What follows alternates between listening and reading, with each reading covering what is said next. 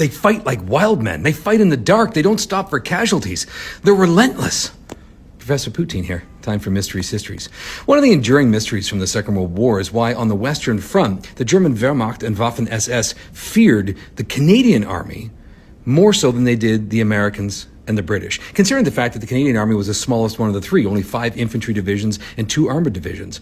Part of this has to do with the fact that when the war breaks out in 1939, Canada spends really the first 3 years of the war on home duty in England, with the exception of the attack on Hong Kong and the attack on Dieppe. And they didn't come across as volunteers just to fraternize with women and drink beer.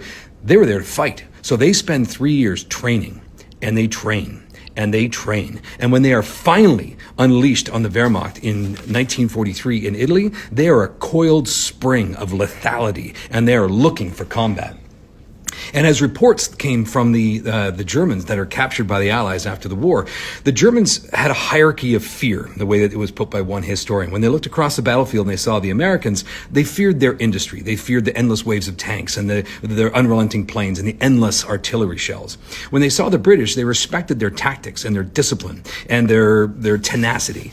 But when they saw the Canadians, they feared the men themselves. And we have these reports from the SS in 1944, where they ranked the Canadian Army as superior in ferocity to the other 2 armies. One of the things that most unnerved the SS is when the Americans ran into an obstacle, they would call in an airstrike, or the British would try and outflank. The Canadians showed, quote, an unnerving precondition to close the gap and fight with guns and knives rather than use tactics. Canadian infantry tactics prioritized aggression and violent momentum over caution. And this is what so scared the SS. A great report that really sort of highlights all this is a report from the 71st German Infantry Division in Italy, who wrote back, and these reports were discovered after the war, and they noted a distinct drop in German morale whenever the German 71st Infantry Division had to fight against the Canadians. And as that report stated, quote, the Americans kill you with their equipment.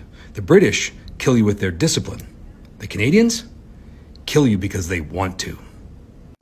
Now, of course, Canadians today are better known for peacekeeping than we are for war making, polite, humorous, etc.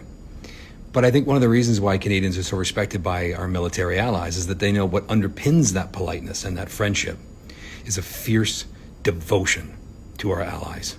That's one thing Canada was in World War I and World War II, and they'll always continue to be devoted to our friends. Consider yourself updated.